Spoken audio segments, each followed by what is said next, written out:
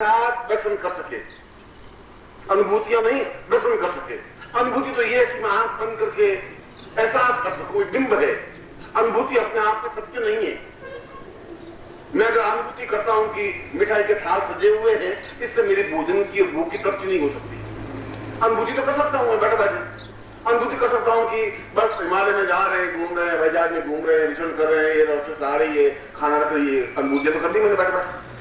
अनुभूतियों से जीवन में उसके आनंद की तृप्ति नहीं मिल सकती। अनुभूति तो तब होती है जब हमारा बस नहीं चलता। जब हमारा बस चलता नहीं तब हम अनुभूतियां करते रहते हैं कि कुछ नहीं, ऐसा तो ऐसा होता तो बिल्कुल ऐसा हो जाता, मगर ऐसा होगा जरूर, भगवान देखता है, ऐसा जरूर जिंदगी में होगा। ऐसा सोचते रहते हैं, मर जाते हैं।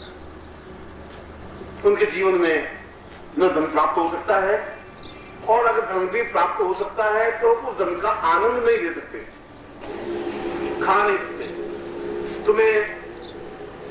तुमने गरीबी का तो दुख देखा है, अमीरी का दुख तुमने देखा नहीं है।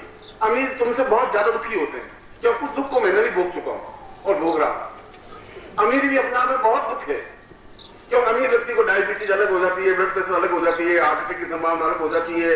उसके पास पैसा तो होता है, मगर घी नहीं खा सकता है, शक्कर की रोटी नहीं खा सकता है, ज्यादा फूली हुई रोटी नहीं खा सकता है, 6 रोटी ज्यादा नहीं खा सकता है। उसकी बहुत रेस्ट्रिक्शंस है, वो कुछ नहीं खा सकता। पालक का सब्जी खा सकता है, मूंग का दाल का पानी पी सकता है, बस, और कुछ खा पी नहीं सकता। और कुछ खाए तो फिर पत्नी हाथ पकड़ लेती है कि मर जाओगे। डॉक्टर ने कहा तुम्हारा दिमाग खराब है, तुम शक्कर खा रहे हो, घी खा रहे हो, तुम मर जाओगे। अब जब था नहीं तब सोचते थे अमीर हो जाएंगे तो खूब खाएंगे, मौज करेंगे, मस्ती मारेंगे। जब बहुत कुछ हो गया तो डॉक्टर ने कह दिया कि नहीं, तुम कुछ नहीं खा सकते, चुपड़ करके रोटी भी नहीं। डॉक्टर आए, मुझे आज रात नजर देखा, आगे देखा, उसने कहा कि गुरुजी आपसे प्रार्थना है, कहिए कि आप बात मानेंगे। मैं तो मानेंगे, तुम डॉक्टर हो तो फैमिली डॉक्टर हो, कि आप गुरुजी चुपड़ी रोटी मत खाइए बात से, ये ठीक नहीं है गुरुजी। अभी जब पत्नी चुपड़ी रोटी डाल दी थी तब वो भी बंद, बिल्कुल रुक रुक। बताओ अमीर में क्या सकता। मैं सोचता हूँ इससे गरीब ज्यादा सुखी, बेचारा 6 रोटी आराम से घूम चुप के खा तो सकता है, कभी महीने में एक आध बार भी सही। यहाँ तो 6 महीने में एक बार भी खाते हैं तो भी नहीं खा सकते। इसलिए दुखी तुम ही नहीं हो, दुखी अमीर व्यक्ति भी है। अब इस दुख से जब सन्यासी दुखी, भोगी व्यक्ति दुखी, भौतिक व्यक्ति दुखी, दरिद्री व्यक्ति दुखी और अमीर व्यक्ति दुखी, तो फिर सुख कहां है फिर? और अगर अनुभूतियां में सुख है तो अनुभूतियां तो वो दरिद्री व्यक्ति कर सकता है, क्योंकि जो भूखा होगा उसको पकवानों की अनुभूति रात को सपना आएंगे, और सपना आ नहीं सकते। वो गया है मिठाई की दुकान पर, गया है, मिठाइयां थाल सजी हुई है, वो गुलाब जामुन उठाता है, खाता है, 5 खाता है, पेट में हाथ लेकर आंख खुल जाती है, उसको वैसे ही सपना आएंगे। बहुत भोगी व्यक्ति होगा, अय्यासी व्यक्ति होगा तो सोचेगा कि एक परी आई आकाश से आती है, एकदम से हाथ पकड़ती है, बोल क्या इच्छा है, तो यहाँ क्यों बैठा है, चल मेरे साथ। तेरी पत्नी तो बहुत काली करती है, वो आंख खुल जाती है। पत्नी कहते हैं क्यों चिल्ला क्यों रहे हो, क्या हुआ तुम्हें, क्या हुआ? कुछ हुआ कुछ नहीं, तुम बीच में जगा दिया, सब कुछ बहुत शानदार हो रहा था। अनुभूतियां तो हो रही, अनुभूतियां हमेशा रिवर्स होती हैं। जो कुछ तुम्हें प्राप्त नहीं है उनको प्राप्त तुम स्वप्न के माध्यम से करते बस। अगर वो अनुभूतियां तुम्हें, भगवान की अनुभूतियां ऐसी अगर होने लगे तो वो तुमको फायदे करेंगे, क्योंकि तुम्हें भगवान मिल नहीं सकते, अनुभूति कर लेते कि कभी कभी भगवान दर्शन देंगे तो एकदम से। कभी अगर ऐसे भगवान के अंदर काले सांप दिखाई दिया तो बहुत खुश हो गए। उसके साथ पत्नी को कहा कि तू सुन, आज तो बहुत काला सांप दिखाई दिया मुझे, यानी भगवान शिव बहुत पसंद है और जरूर तो ना आएगा। अब सीधा उससे जोड़ देगी, काला सांप तो यूं दिखाई दे दिया, रात को कोई बह रहा होगा, सांप दिखाई दे दिया, अब सांप को शंकर से जोड़ दिया, शंकर से धन से जोड़ दिया, तुमने सीधा अपना जोड़ कर अपना स्वार्थ पूरा कर दिया कि अनुभूतियां हुई, सांप की धन आएगा करना। ऐसे कई लोग आते हैं शिष्य कि गुरु जी गड़ा हुआ धन मिलेगा, तो तुम्हें कैसे मालूम पड़ा कि गुरु जी जरूर मिलेगा? मुझे मिले तो बहुत अच्छा है, मुझे भी खुशी है कि तेरी समस्या मिटे, परेशानी मिटे, तुम बार बार की बात। हुआ क्या? उनके साथ सांप दिखाई दिया, सांप बिल में रहता है जमीन के अंदर, और जहां धन होता है वहां सांप रहता है रुचि, तो सांप दिखाई दिया तो धन दिखाई देगा रुचि। अब वो अनुभूति है। इसलिए अनुभूति, अगर लोग कहते हैं कि भगवान की अनुभूति होनी चाहिए, अनुभूति जीवन में पूर्णता नहीं दे सकती। इसलिए मैं कह रहा हूं जीवन में वो गालिब को कह रहा है कि साक्षात दर्शन हो, प्रत्यक्ष दर्शन हो, हम पूर्ण भौतिक जीवन व्यतीत करें और दर्शन हो। ये बड़ी अनोखी आश्चर्यजनक घटना है। ये तो बिल्कुल एक विपरीत बात है। अभी तक तो शास्त्रों में, वेद में, पुराण में, उपनिषदों में ये कहा है कि अगर तुम्हें भगवान के दर्शन करने हो तो ग्रस्त छोड़ो, सब पत्नी पुत्र का मोह छोड़ो और जंगल में जाओ, तपस्या करो, साधु सन्यासी बनो और भगवान का भजन करो, इतना मंत्र जाप करो, तुम्हें भगवान के दर्शन होंगे। हमने तो ये पढ़ते आए और मैं कह रहा हूं कि नहीं, ऐसा तो जरूरत नहीं है। गालिब कह रहा है आवश्यकता भी नहीं है।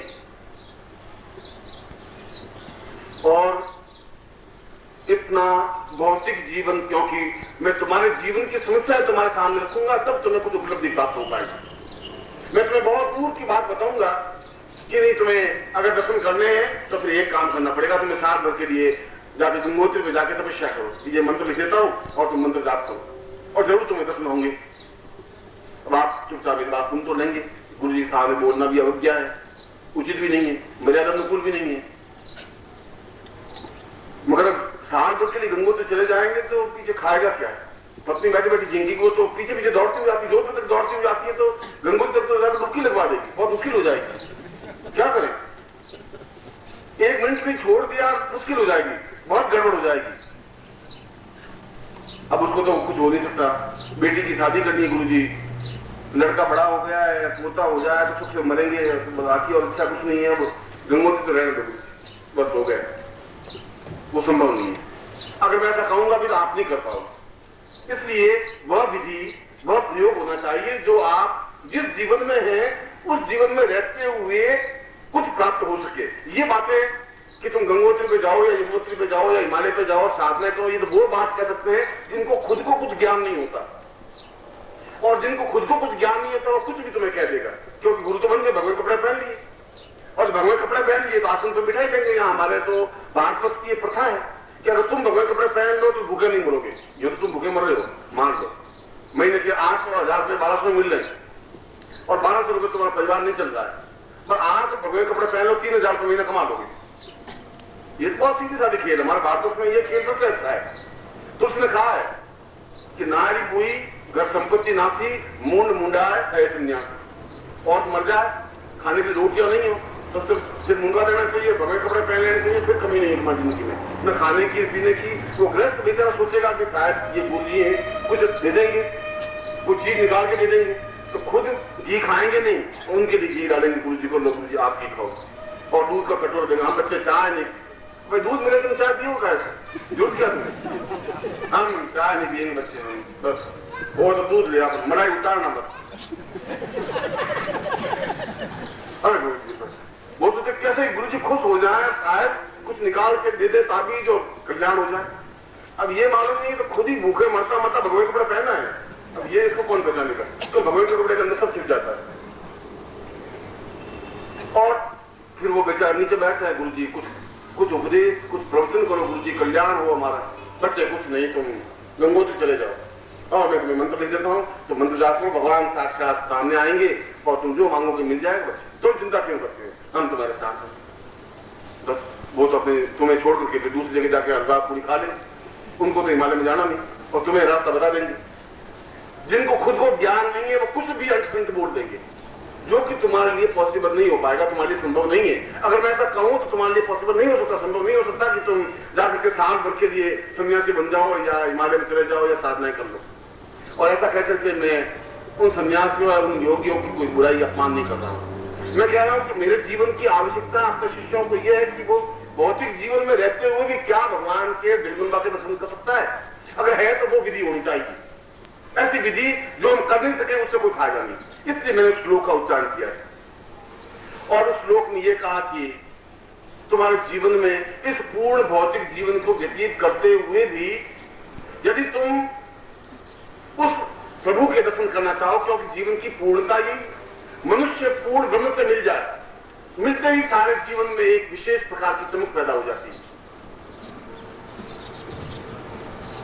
और उस श्लोक में यह बताया है कि तुम अपनी आंखों से उस प्रभु के दर्शन कर ही नहीं सकते, संभव नहीं है। तुम्हारी आंखों में वो ताकत नहीं है, तुम्हारी आंखों में वो क्षमता है ही नहीं। तुम्हारी आंखें 20-25 फीट से ज्यादा कुछ नहीं देख सकती। अगर तुम खाली सड़क है तो मुश्किल से 500 गज तक तो देख सकते हो, 500 गज के बाद में कोई आदमी भी खड़ा है तो पहचान नहीं सकेगी। बस ये तो कह सकते हो कि कोई ये खड़ा तो है आदमी। बस बहुत स्वस्थ तुम्हारी और जवान 22 साल के लड़के की आंख भी 500 गज की दूरी से कुछ नहीं देख सकती। जो 500 गज दूरी से नहीं देख सकती वो भगवान के दर्शन कैसे कर सकती? इसलिए तुम्हारी आंख में वो ताकत नहीं है कि उस भगवान अगर सामने प्रत्यक्ष प्रकट हो भी जाए तो वह तो साफ प्रकार अत्यंत जाज्वल्यमान स्वरूप है उनका, तेजस्वी, हजारों हजारों सूर्य एक साथ जैसे उग गए हो वैसा स्वरूप है।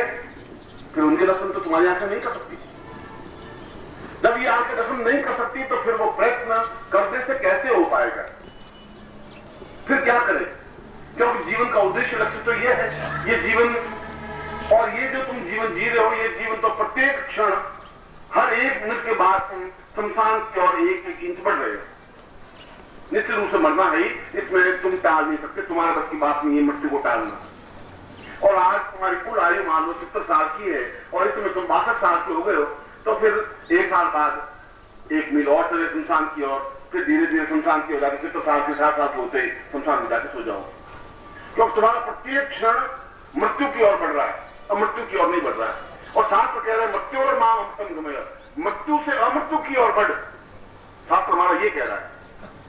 मगर पूछा नहीं वापिस जिसने ये लाइन बोली कि मृत्यु और मां अमृतम गमय, कैसे मृत्यु से अमृत्यु की ओर कैसे बढ़े? तो अमृत्यु से मृत्यु की ओर तो बढ़ सकते हैं।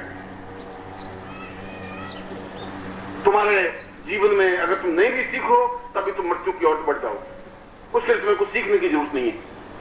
शमशान की ओर जाने के लिए कोई नई टेक्निक, कोई विधि कॉलेज में तुम्हें कोई शिक्षा नहीं देता इस बात की, कोई कोर्स में इस बात का कोई सब्जेक्ट नहीं है। फिर भी व्यक्ति निरंतर मृत्यु की ओर जाता ही है। मगर मृत्यु से अमृत्यु की ओर जाने के लिए उस श्लोक में सीधी सी बात कि हम अपनी आंखों में, हम इस आंखों से जब नहीं देख सकते, इस शरीर में वो ताकत, वो क्षमता नहीं है कि हम उस जाज्वल्यमान स्वरूप के दर्शन कर सकें, तो जरूर इस शरीर में कुछ ऐसा तेज आना चाहिए, इन आंखों में कुछ ऐसी चमक आनी चाहिए, कुछ प्राणों में तेजस्विता आनी चाहिए कि हम उस सामने जब तेजस्विता भगवती जगदम्बा का साक्षात स्वरूप सामने खड़ा हो तो हम देख सकें। अनुभूति में नहीं करवाना चाहता, मैं चाहता भी नहीं कि तुम्हें कुछ अनुभूतियां हो। आंख बंद की और एक क्षण की अनुभूति हो भी गई, वो अनुभूति तुम्हारे काम की नहीं, और तुमने अगर पकवान देख भी लिए उसमें तुम्हें तृप्ति नहीं मिल सकती, और सोने के खजाने पर आंख बंद करके बैठ भी गए तब भी तुम्हारे जीवन की आवश्यकताओं की पूर्ति नहीं हो सकती। जब नहीं हो सकती तो वे सब जीवन व्यर्थ है, वह तो केवल छलावा है, एक शिष्य को भरमाने की क्रिया है। और ऐसे गुरु करते हैं, क्योंकि गुरुओं को जब कुछ ज्ञान नहीं होता तो फिर वो बुला देते हैं, छलावा देते हैं, कुछ कुछ इनको क्रिया बता देते हैं, ऐसी क्रिया है।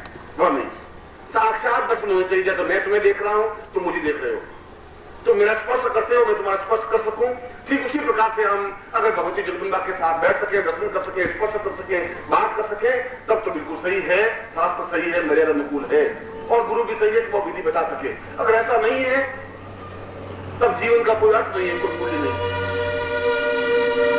और ऐसा जीवन में हो सकता है, मैं हो सकता है शब्द इसलिए कह रहा हूं कि यदि तुम प्रयत्न करो तो प्रयत्न तुम्हें करना, दर्शन तुम्हें करना। मैं तो दर्शन कर चुका हूं, जब मैं दर्शन कर चुका हूं तो मैं बता सकता हूं, जब मैं गंगोत्री देख चुका हूं तो मैं तो बता सकता हूं कि बद्रीनाथ से इस प्रकार से बस में बैठोगे तो गंगोत्री आ जाएगी, और ये गंगोत्री का स्वरूप है। ऐसी गंगोत्री भैरव घाटी है, भैरव घाटी के बाद में जाओगे तो उसके बाद में गोमुख का रास्ता है, आगे जाओगे तो ग्लेशियर है, चीड़वासा है, भोजवासा, मैं तुम्हें बता सकता हूँ क्योंकि मैं रास्ते से गया हुआ हूं। और जो गया हुआ नहीं है, मैं तुम्हें पूछूं कि गंगोत्री से गोमुख जाने के बीच में क्या है, क्या है, होना क्या है, तो गंगोत्री से गोमुख चले जाना।